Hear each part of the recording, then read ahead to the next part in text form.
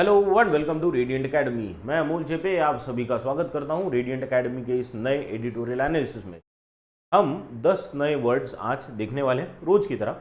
ये एक एक्टिविटी है जो हमने शुरू करके अभी ऑलमोस्ट 1.5 महीना हो गया और हमको दिसंबर के अंत तक हमारी वोकेबलरी के लेवल को बहुत अच्छे लेवल पे लेके जाना है। उसके बाद फिर हम क्लोज टेस्ट देखेंगे जिसमें उन्हीं वर्ड्स को आपको यूज़ करना है और लास्ट में फिर द हिंदू का एडिटोरियल देखेंगे जिसके बेसिस पे कुछ क्वेश्चंस पूछे उसके आंसर्स आपको कमेंट बॉक्स में देने हैं। ठीक है, तो let us start with the class today. आज जो हमारा पहला वर्ड है वो है एलिजियंस। वर्ड कौन सा है? एलिजियंस। एलिजियंस का मतलब होता है साथ, बराबर है। अलाइज आपने वर्ड सुना होगा, किसी के साथ होना, किसी को सपोर्ट देना, किसी का सपोर्ट लेना, that is called allegiance.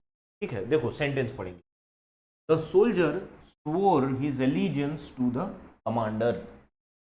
Soldier ने क्या किया? स्वोर किया, कसम खाई कि मैं आपके साथ रहूंगा। किसको? किसके साथ रहने की कसम खाई? कमांडर के साथ रहने की कसम खाई। स्वोर का मतलब है कसम खाना। ठीक है, तो एलिजियंस यानी साथ देना, साथ में रहना, सपोर्ट करना। ठीक है, देखो क्या दिया है मीनिंग। लॉयल्टी और commitment to a group, cause और अ कंट्री। किसी कंट्री के प्रति या कॉज के प्रति या ग्रुप के प्रति दी हुई कमिटमेंट को हम एलिजियंस कहते हैं। सिनोनिम क्या होंगे इसके? लॉयल्टी, साथ में रहना। फिडिलिटी, फिडिलिटी मतलब फेथफुलनेस। इनफिडिलिटी यानी अनफेथफुलनेस। ठीक है, तो फेथफुल होना। डिवोशन यानी पूरी तरह समर्पण कर देना किसी चीज के प्रति, तो उसे कहते हैं हम लोग डिवोशन। एंटोनिम्स क्या होंगे फिर? डिसलॉयल्टी, लॉयल्टी का अपोजिट डिसलॉयल्टी। फिडिलिटी कहा था, तो फिडिलिटी इज फेथफुलनेस, उसका अपोजिट क्या होगा? बिट्रेयल हो जाएगा, है ना, या ट्रेचरी। ट्रेचरी मतलब धोखा देना। ठीक है, तो धोखा देना इज ट्रेचरी, समझ गए। तो एलिजियंस का मतलब होता है साथ देना, किसी काम के प्रति हमने डिवोटेड रहना, उसके प्रति समर्पित होना, इज एलिजियंस। चले नेक्स्ट वर्ड पे। Next word we have is transgress. Transgress, अभी ट्रांसग्रेस का मतलब होता है नियमों का उल्लंघन करना। ट्रांसग्रेस का मतलब होता है उल्लंघन, स्पेशली नियमों का। ठीक है, देखो सेंटेंस देखो। Those who transgress the rules will face serious consequences. जो नियम तोड़ेंगे वो बहुत सीरियस कंसिक्वेंसेस फेस करेंगे, है ना, उसके परिणाम उनको भोगने पड़ेंगे। कंसिक्वेंसेस का मतलब होता है परिणाम। मीनिंग क्या होगा इसका? टू वायलेट लॉ, कमांड और मॉरल कोड। कमांड को या मॉरल कोड को, जो भी नियम है, बेसिकली नियम का उल्लंघन करना, नियमों का वायलेशन करना। वायलेट करना का मतलब क्या होता है? उल्लंघन करना। तो ट्रांसग्रेस का मतलब भी वही है, उल्लंघन करना नियमों का। सिनोनिम्स क्या होंगे इसके? Violet, breach. ब्रीच का मतलब होता है तोड़ना, नियमों को तोड़ना, उल्लंघन करना। इन्फ्रिंज, इन्फ्रिंज का मतलब भी होता है उल्लंघन करना, लेकिन वो अतिक्रमण के हिसाब से होते हैं कि बोला है इस एरिया में नहीं आना है, लेकिन स्टिल आप उस एरिया में जाते हो, इन्फ्रिंज करते हो, दैट इज ट्रेसपासिंग के जैसा होता है वो। ठीक है, अगेन नियमों का उल्लंघन। एंटोनिम्स, ओबे करना। ओबे मतलब जो नियम है उसको फॉलो करना, कंप्लाई करना, उसी के हिसाब से चलना। एडर करना, एडर का मतलब होता है अगेन टू फॉलो समथिंग। ठीक है, समझ गया। तो ट्रांसग्रेस का मतलब क्या होता है? नियमों का उल्लंघन। ठीक, चलिए नेक्स्ट वर्ड पे चलो। The next word we have is flagged. Flagged, flagged, देखो फ्लैग आपको पता है झंडा। फ्लैग का मतलब क्या होता है कि एक ऐसा झंडा गाड़ दिया जिसके बाद बोला यहाँ नहीं आना भाई, ये फ्लैग देख के यहाँ से वापस चले जाओ। तो फ्लैग करना किसी चीज का मतलब क्या? किसी चीज के प्रति, किसी की चीज के लिए वार्न कर देना कि ये नहीं करना है। तो if you are flagging something that means you are warning someone कि डोंट डू इट। तो यहाँ मत आओ, मत करो, ऐसी चीजों को बताना यानी फ्लैग करना। या गलती को उजागर करना, गलती बताना कि फ्लैग कर दी है, यहाँ गलती है, यहाँ ये मत कीजिए, दैट इज वार्निंग। तो फ्लैग्ड इज बेसिकली वार्निंग। देखो, the teacher flagged the errors in the essay for student to correct. Teacher ने क्या कर दिया?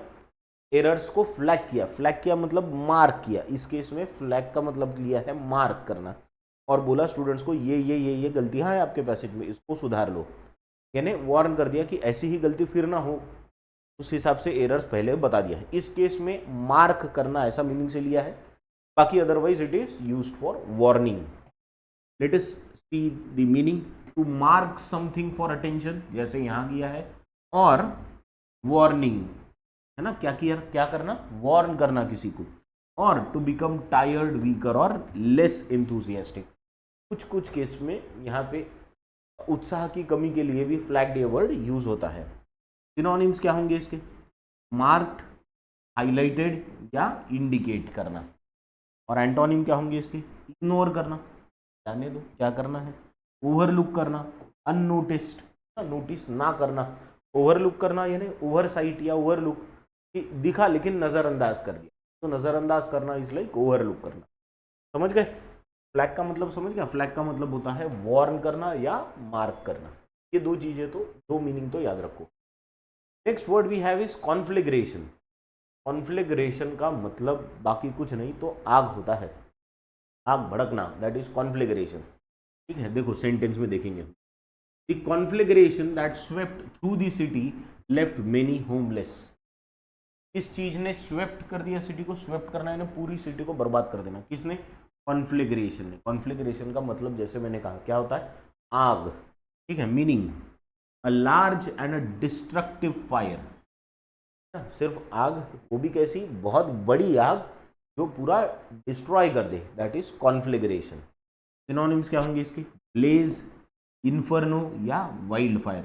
तीनों का मतलब आग से ही है। ठीक है, एंटोनिम्स क्या होंगे इसके, क्वेंचिंग, क्वेंच करना मतलब क्या, पानी डाल के बुझा देना, क्वेंच। थर्स्ट क्वेंच की जाती है, थर्स्ट मतलब प्यास बुझाई जाती है, ठीक है ना, तो क्वेंचिंग का मतलब होता है बुझाना।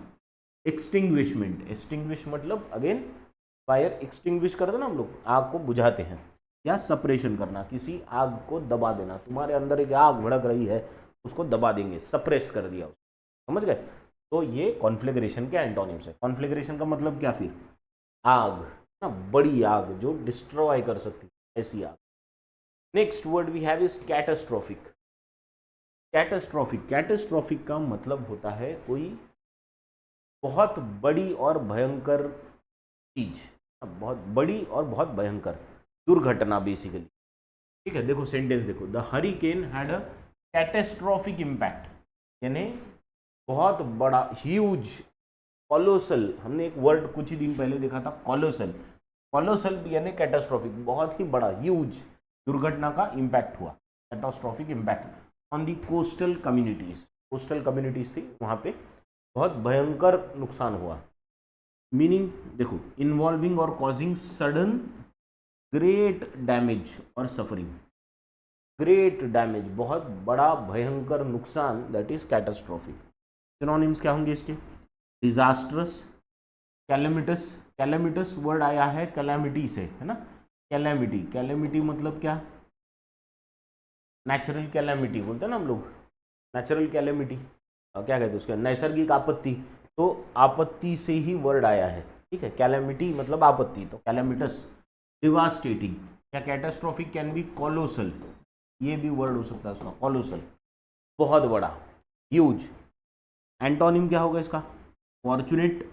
एंटोनिम अभी हम अपोजिट देख रहे हैं ना, ये बुरी चीज से रिलेटेड है, का बुरा इंपैक्ट हुआ, उसका एंटोनिम क्या हो सकता है, फॉर्चुनेट, कि नसीब आपका अच्छा है, कुछ नहीं हुआ। बेनिफिशियल, जो भी हुआ अच्छा हुआ। फेवरेबल था, आपके हिसाब से चीजें हुई। ठीक है, ये हो गया एंटोनिम्स। समझ गया वर्ड, कौन सा वर्ड है, कैटास्ट्रोफिक, भयंकर नुकसान इज कॉल्ड कैटास्ट्रोफिक। चलो नेक्स्ट वर्ड देखिए, next word we have is revel. Revel का मतलब होता है खुश होना, एंजॉय करना। किसी भी सिचुएशन में अगर आप रेवल कर रहे हो, मतलब आप उस सिचुएशन में आनंद महसूस कर रहे हो, बहुत आनंद। देखो sentence, the team revelled in their victory long into the night. उन्होंने वो जो वर्ल्ड कप जीता या जो भी विक्ट्री थी उनकी, तो उसमें रात भर उन्होंने आनंद व्यक्त किया। आनंद व्यक्त किया मतलब they enjoyed their victory through the night. Meaning क्या हो गया इसका, टू टेक ग्रेट प्लेजर और delight especially in celebrating. Enjoy करना, रेवेल करना मतलब to enjoy. Simple simple words में अगर आपको लेना है तो सिनोनिम्स क्या होंगे इसके, देखो यहाँ एंजॉय दिया ही, ठीक है, कैरोज, कैरोज मतलब एंजॉय करना, मस्ती करना। सेलिब्रेट अगेन एंजॉय करना। एंटोनिम्स क्या होंगे इसके फिर, दुख होना, बहुत दुख होना, फोन करना, शोक व्यक्त करना, ग्रीव करना मतलब अगेन रोना या दुख व्यक्त करना, ग्रीफ। लैमेंट, लैमेंट मतलब किसी चीज के बारे में बहुत बुरी चीज हुई है और आप उस पर सोच रहे हो, तो you are lamenting on what has happened. ठीक है, समझ गए? तो ये सारी चीजें दुख या शोक से रिलेटेड है। Whereas revel is related to enjoyment, मजा, मस्ती, आनंद लिया गया किसी, रेवल। ठीक है, क्लियर, समझ गया? एक वर्ड है रिबेल, वो वर्ड अलग है। हाँ देखो, ये रिबेल है, दूसरा वर्ड होता है रिबेल। रिबेल का मतलब क्या होता है? रिबेल मतलब जो अपोज करे किसी चीज को, दैट इज रिबेल ना। चलो, रिबेलियन करने वाला, म्यूटिनी करने वाला, ऐसा, that is rebel. Next word is rapidly. Rapidly है ये वर्ड, अपने को रैपिडली पता है, रैपिड का एडवर्ब पता है, रैपिडली यानी झट से। ये वर्ड है रैपिडली। रैपिडली का मतलब होता है पागलों की तरह, एकदम फ्रेंड, क्या बोलते हैं उसको, फैनेटिकली बोल सकते हैं उसको, है ना, फैनेटिक की तरह। तो पागलों की तरह कुछ तो भी हो जाना, फ्रेंजी जे थे ना, फ्रेंजी, वो पागलों की तरह, दैट इज रैपिडली। देखो sentence, the fans cheered rapidly, fans जब आते हैं तो वो पागलों की तरह एंजॉय करते फिर, राइट। तो rapidly for their favourite band, एक बैंड गाना गा रहा था और उसके फैन पागलों की तरह एंजॉय कर रहे थे, that is rapidly. Meaning, in an extreme fanatical और अनकंट्रोलेबली इंटेंस मैनर, जिसको कंट्रोल नहीं किया जा सकता, पागलों की तरह करना, दैट इज रैपिडली एंजॉय करना। सिनोनिम्स, फैनेटिकली, फियर्सली या फ्रेनेटिकली। तो frenetic is very similar to fanatic, ठीक है। और फियर्स मतलब मोर इंटेंस, जहाँ इंटेंसिटी बहुत ज़्यादा है एंजॉय करने की, दैट इज फियर्स। एंटोनिम क्या होगा इसका? शांति, कामली, माइल्डली, मॉडरेटली। समझ गए? एकदम शांति, moderate, calm, mild. Clear? Rapidly is with lot of energy, with lot of intensity, पागलों की तरह, that is rapidly. Next word we have is nary. Nary बहुत छोटा सा वर्ड है। नैरी का मतलब नो वन, नन, नहीं, जो भी नहीं, ठीक है, नहीं मतलब नैरी। देखो sentence, Neri a sound was heard in the abandoned building. Neri का मतलब not a sound was heard, not a single sound was heard, है ना, इन द अबैंडन्ड बिल्डिंग, ऐसा मतलब होता है nary. Meaning not any, not one. Synonyms, not a single, no one. Antonym, some, any. Simple सा है उसका synonym antonym तो छोड़ो। नैरी का मतलब क्या है? नॉट अ सिंगल या नॉट वन। ठीक है, क्लियर? चलो लास्ट वर्ड, नहीं लास्ट नहीं है, देखेंगे यूफेमिज्म के बाद आई थिंक लास्ट वर्ड होगा, ये 9th वर्ड है। हाँ, यूफेमिज्म। यूफेमिज्म का मतलब होता है कोई बहुत बुरी चीज को जरा सॉफ्ट वर्ड्स में एक्सप्लेन करना। ठीक है, जैसे जैसे कोई मर गया तो हम लोग मर गया नहीं यूज करते, हम बोलते गुजर गए, चल बसे। जरा सॉफ्ट वर्ड्स है ना यूज करने के लिए हमारे पास, बस ऐसे वर्ड्स को यूज करना बुरी चीज बताने के लिए, दैट इज कॉल्ड यूफेमिज्म। देखो, या कोई फेल हो गया आपका दोस्त, तो वो फेल हो गया से हम क्या बोलते हैं? फेल हो गया नहीं, हम क्या बोलेंगे? नहीं जमा उसका ये बार, सॉफ्ट वर्ड यूज किया जरा। देखो, the term passed away is often used as euphemism for died. हम लोग डाइड यूज नहीं, ही डाइड ऐसा नहीं बोलते, हम क्या बोलते हैं? ही पास्ट अवे, बराबर, ही इज नो मोर। तो ऐसे टर्म को यूज करना, इसको बोलते हैं euphemism. Meaning, a mild or indirect word for expression substituted for one considered too harsh or blunt। Rough चीज को जरा सॉफ्ट वर्ड्स में बताना is euphemism. Synonyms, understatement, alternative expression और माइल्ड एक्सप्रेशन। एंटोनिम्स क्या होंगे इसके? डिस्फेमिज्म। डिस्फेमिज्म का मतलब होता है डायरेक्ट बोलना, ब्लंट, एकदम, यानी बेइज्जती कर देना डायरेक्ट बोल के, दैट इज डिस्फेमिज्म। ब्लंटनेस या डायरेक्टनेस, ब्लंट का मतलब होता है डायरेक्ट और डायरेक्ट का तो डायरेक्ट ही मतलब होता है। ठीक, समझ गए? ये यूफेमिज्म थोड़ा सा सॉफ्ट वर्ड्स में हार्श रियलिटी को बताना। ठीक है, चले, क्लियर? नेक्स्ट वर्ड पे जाएंगे। नेक्स्ट वर्ड का मतलब होता है फेस्टर, वर्ड है सॉरी, वर्ड इज फेस्टर। फेस्टर, फेस्टर का मतलब होता है सड़ना। हाँ, कोई चीज़ समझो समझो तुम, आपको जख्म हो गई खाई, और वो जख्म पहले से ही बहुत बुरी है, और वो जख्म और बुरी होती जा रही है, उसमें पस होता जा रहा है, वो इट इज़ फेस्टरिंग। आप उस पर ध्यान नहीं दे रहे हो और उसकी वजह से वो सड़ते जा रही है और ख़राब होती जा रही है, तो दैट इज फेस्टर होना। ठीक है, देखो सेंटेंस देखो, if you don't address the issue, अगर आपने वो इशू की तरफ ध्यान नहीं दिया, इट विल कंटिन्यू टू फेस्टर, और बुरा होते जाएगा और सड़ते जाएगा ये इशू। ठीक है, मीनिंग क्या होगा इसका, टू बिकम वर्स, और खराब होना, more intense, specially through long term neglect और इंडिफरेंस। ध्यान नहीं देने की वजह से कोई भी विषय या मुद्दा अगर बहुत क्या कहते हैं, और बहुत वो खराब होते जा रहा है, सड़ता जा रहा है ना, तो उसे हम कहेंगे वो फेस्टर हो रहा है।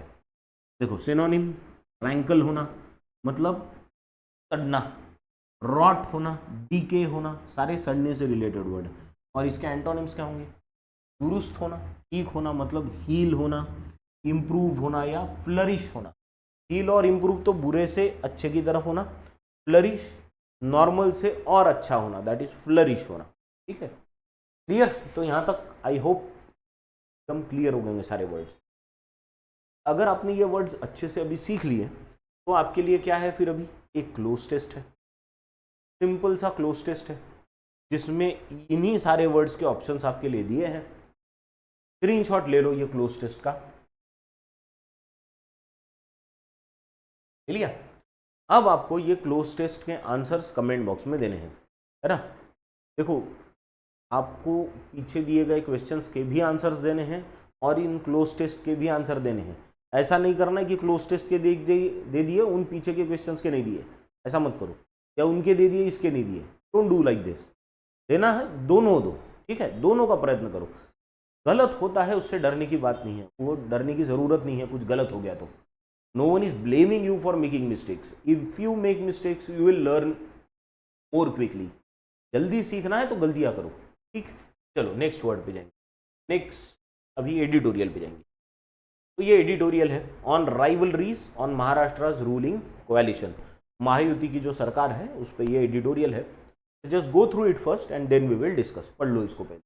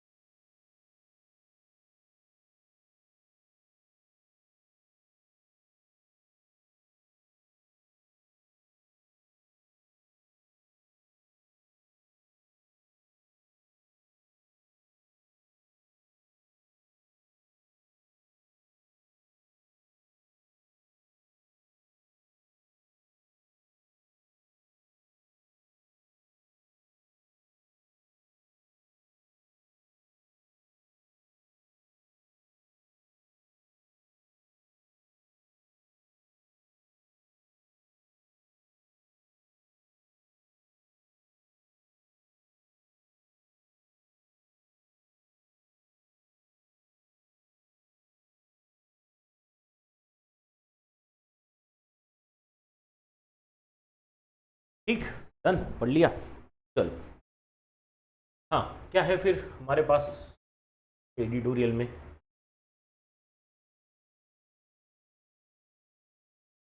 ओल्ड राइवलरीज, पुरानी दुश्मनी। राइवलरी का मतलब क्या होता है, दुश्मनी।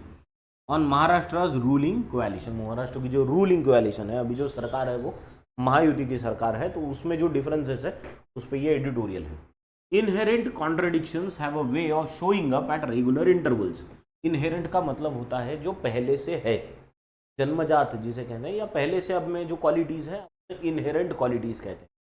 तो इनहेरेंट कॉन्ट्रडिक्शंस की इनमें ऑलरेडी डिफरेंसेस थे, है ना। एक नाथ शिंदे की शिवसेना हो गई, बीजेपी हो गई, एनसीपी जो अजीत पवार की हो गई, ये तीन पार्टियां एक आके अभी सरकार चला रही है। तो कह रहे हैं कि इनमें इनहेरेंट कॉन्ट्रडिक्शंस है of showing up at regular intervals, regularly ये बाहर आते हैं अगर आप में पहले से ही डिफरेंसेस है। In the ruling coalition in Maharashtra the Mahayuti, the tensions between Bharatiya Janata Party and the Shivsena led by Eknath Shinde and the Nationalist Congress Party NCP led by Ajit Pawar are visible to all। ये जो differences है BJP में, शिवसेना में, एकनाथ शिंदे की शिवसेना और NCP जो अजीत पवार की NCP है, इनमें डिफरेंसेस अभी सामने आ रहे हैं। They are now visible to all.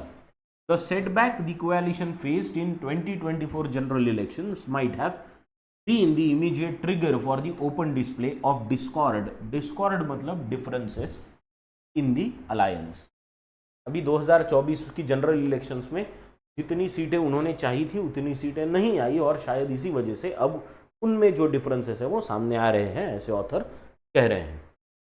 But for the BJP the leading partner in the alliance this could not have come at a more inopportune time. और ऑथर का क्या कहना है कि बीजेपी के लिए ये और गलत समय पे नहीं आ सकता था, यानी इससे गलत समय नहीं हो सकता था उनके लिए ये डिफरेंसेस सामने आने के लिए। क्यों? इसका कारण आगे दिया है। Assembly elections are to be announced in the state soon, क्योंकि बहुत जल्दी असेंबली इलेक्शंस की तारीखें जाहिर होने वाली हैं। While the Mahayuti is caught in the internal strife, the opposition Mahavikas Aghadi of the Shivsena led by Uddhav Thackeray, NCP led by Sharad Pawar and the Congress has managed to put its house in order।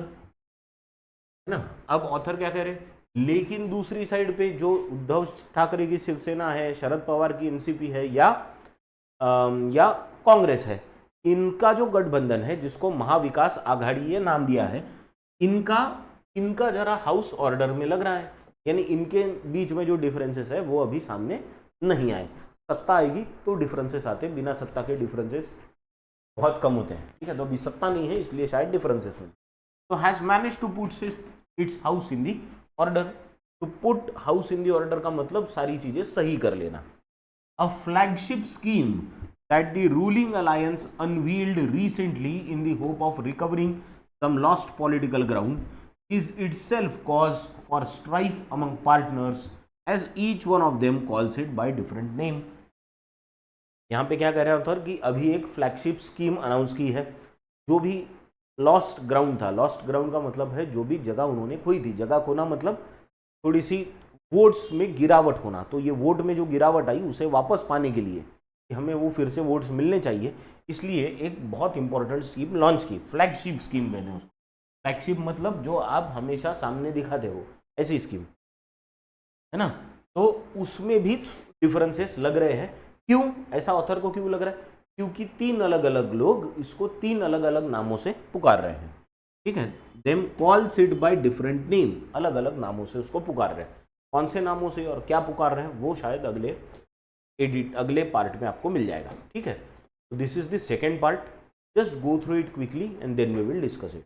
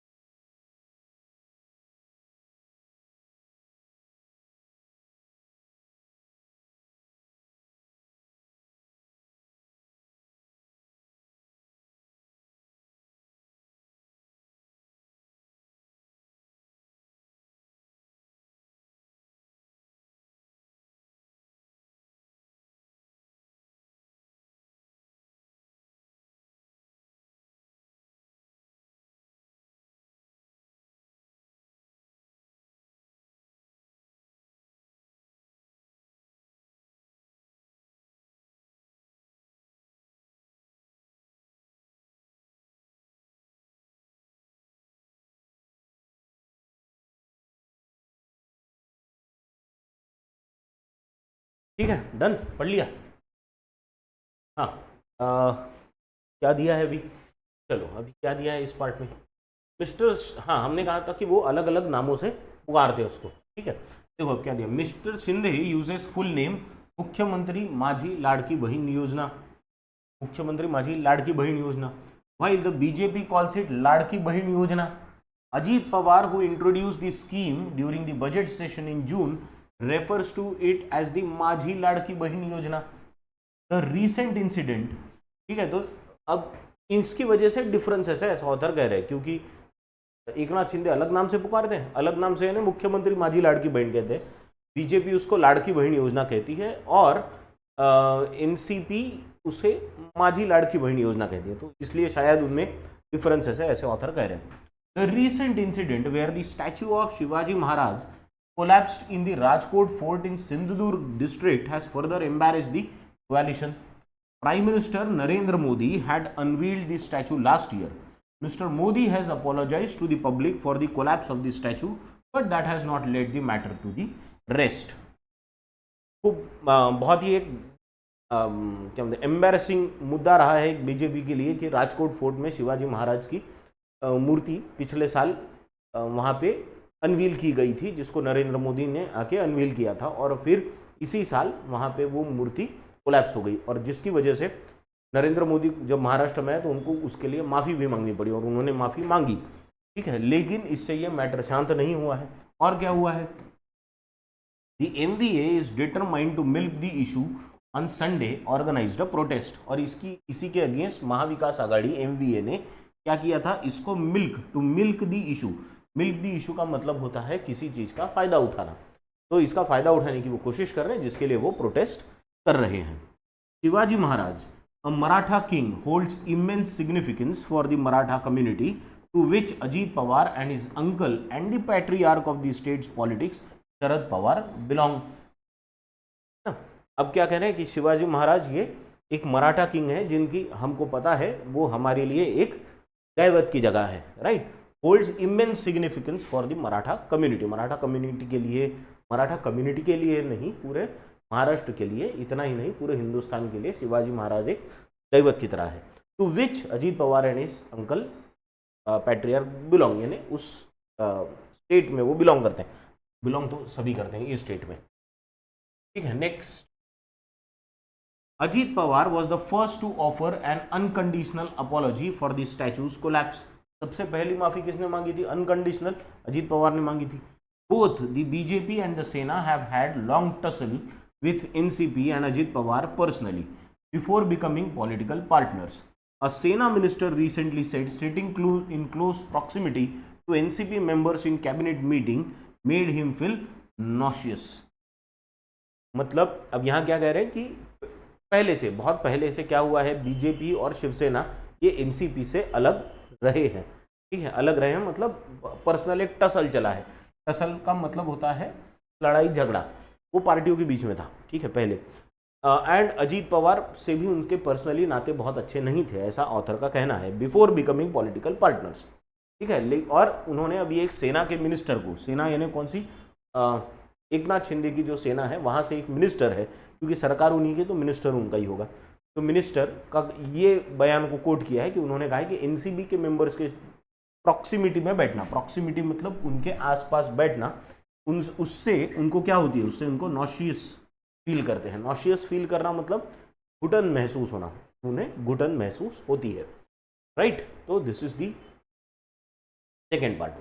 Now just go through the third part quickly and then we will discuss it. पढ़ो इसको।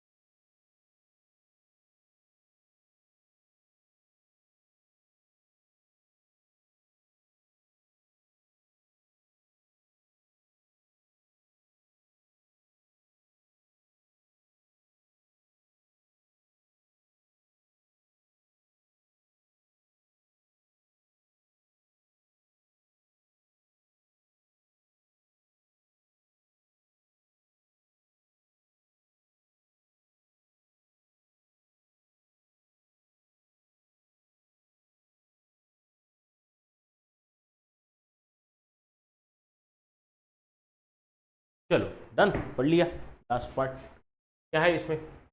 Many in the BJP blame Ajit Pawar group for the debacle in the Lok Sabha election. BJP में ही खुद बहुत ऐसे लोग हैं जो 2024 की जो डिफीट हुई थी, हार हुई थी बीजेपी, उसके लिए हार, डिबैकल का मतलब होता है हार, डिफीट होना, के लिए अजीत पवार को ब्लेम करते हैं, उसके उन्हें जिम्मेदार मानते हैं कि उनके साथ नहीं जाना चाहिए था, ऐसा कहना है। Ajit Pawar also appears unsure of his association with BJP and the सेना। अजीत पवार खुद थोड़े कंफ्यूज लग रहे हैं ऑथर के हिसाब से कि ये इन्होंने बीजेपी और सेना के साथ जाना चाहिए था या नहीं। He surprised his alliance partners by admitting that fielding his wife Sunetra against his cousin Supriya Sule in general election was a mistake। और उन्होंने ये माना भी है कि सुनेत्रा पवार जो उनकी वाइफ थी, उनको सुप्रिया सुले के अगेंस्ट पिच करके खड़ा करके इलेक्शन में उन्होंने गलती की। He also said that he had asked BJP not to target Sharad Pawar and felt that Mr. Modi's remark calling Mr. Pawar a bhatakti atma or an aimless soul while on campaign trail in the run up to the general election did not appeal to the people। उन्होंने और ये भी कहा है यहाँ पे author ने कि अजीत पवार ने बीजेपी को कहा था कि ये जब आप इलेक्शन में उतरेंगे, प्रचार करेंगे, तो पर्सनली शरद पवार को टारगेट मत कीजिए। लेकिन नरेंद्र मोदी, इन्होंने शरद पवार इनको भटकती आत्मा कहा था और इसलिए वो लोगों को अपील नहीं हुआ। This is what the author says. Clearly he has not burned his bridges with the larger Pawar family, यानी उन्होंने अपने संबंध अभी पूरी तरह से नहीं तोड़े। बर्न्ड ब्रिजेस का मतलब होता है संबंध तोड़ना, नॉट बर्न्ड ब्रिजेस का मतलब है संबंधों को नहीं तोड़ना। With larger Pawar family the underlying rivalries are beginning to hurt the Mahayuti. और ये जो अंडरलाइंग डिफरेंसेस है वो महायुति को हर्ट भी करने वाले हैं। ये कौन कह रहा है? और यहाँ पे कह रहे हैं these are authors views, may not be true, may be true also। तो हमें इसे बहुत ज़्यादा इसके डिटेल्स में जाने की ज़रूरत नहीं है। हम लोगों को क्या करना है, इस पैसेज के बेसिस पे आपके लिए कुछ क्वेश्चंस लाए हैं। इन क्वेश्चंस के आंसर आपको कमेंट बॉक्स में देने हैं। पहला क्वेश्चन है, what does the chief minister call is recently introduce scheme. Chief minister ने अभी जो रिसेंटली स्कीम इंट्रोड्यूस की है उसको वो खुद क्या कहते हैं, ये एक इंपॉर्टेंट सवाल है। सेकेंड है, which of the following is the immediate reason for differences in Mahayuti. Mahayuti में जो ये डिफरेंसेस है उसका एकदम इमीडिएट, रीसेंट, सबसे रीसेंट कारण क्या है। Which of the following word has nearly the same meaning to the word debacle. आपको डिबैकल का सिनोनिम ढूंढना है यहाँ पे। Next question is, what is the meaning of the phrase not burned his bridges. ये फ्रेज का मतलब क्या है ये आपको बताना है, अभी मैंने बताया आपको। और आखिरी, according to the passage which of these leaders have apologized for the collapse of Chhatrapati Shivaji Maharaj statue. Chhatrapati Shivaji Maharaj का जो स्टैचू कोलैप्स हुआ था राजघाट पे, राजगढ़ फोर्ट पे, उसके लिए कौन से नेताओं ने अभी तक माफ़ी मांगी है। पैसेज में इसका माफ़ी का मेंशन किया है, ये आपको बताना है। ठीक है, तो यह है कुछ क्वेश्चंस जिसके आंसर्स आपको देना है। क्लोज टेस्ट के आंसर्स भी आपको देना है, याद रखो। ठीक है, तो आज यहीं रुकेंगे और नए एडिटोरियल के साथ कल फिर से मिलेंगे। Thank you very much.